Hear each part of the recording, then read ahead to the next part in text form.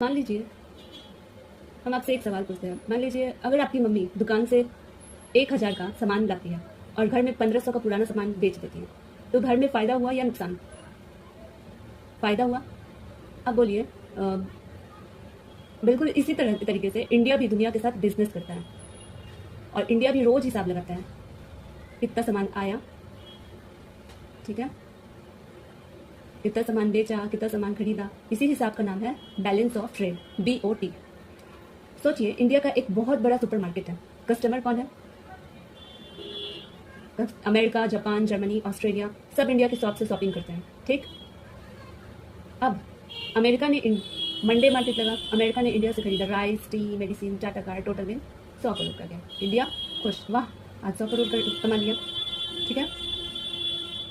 Tuesday अब क्या किया, इंडिया गया अमेरिका के शॉप में, इंडिया ने खरीदा iPhone, crude oil, aircraft, total bill आया 70 करोड़ का। इंडिया ने पेमेंट कर दिया। अब इंडिया ने कितना कमाया? 100 करोड़। कितना खर्च किया? 70 करोड़। अब बताइए 100 में से 70 करोड़ जाएगा तो कितना बचेगा? 30 करोड़ बचेगा। मतलब इंडिया प्रॉफिट में है, ठीक है। ये तो बहुत अच्छा बात हो गया, आज इंडिया प्रॉफिट में। इसी को बोलते हैं ट्रेड सरप्लस। समझ में आया? अब उल्टा करते इसको, इंडिया ने एक्सपोर्ट किया, ठीक है, 50 करोड़ का, इंपोर्ट किया 120 करोड़, ठीक।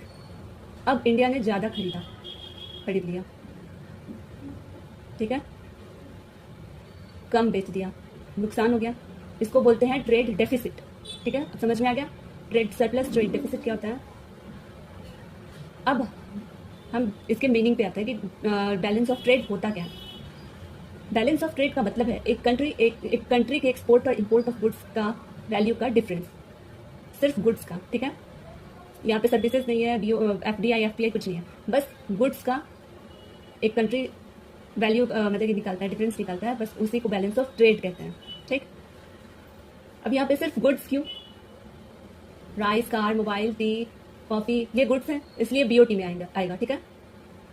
और बाकी सारे चीज़, सॉफ्टवेयर हो गया, लोन हो गया, फैक्ट्री हो गया, FDI FPI, गिफ्ट, रेमिटेंस, ये गुड्स नहीं है, ये सर्विसेज भी है, इसीलिए BOT में नहीं आएगा, ठीक। अब समझ में आ गया?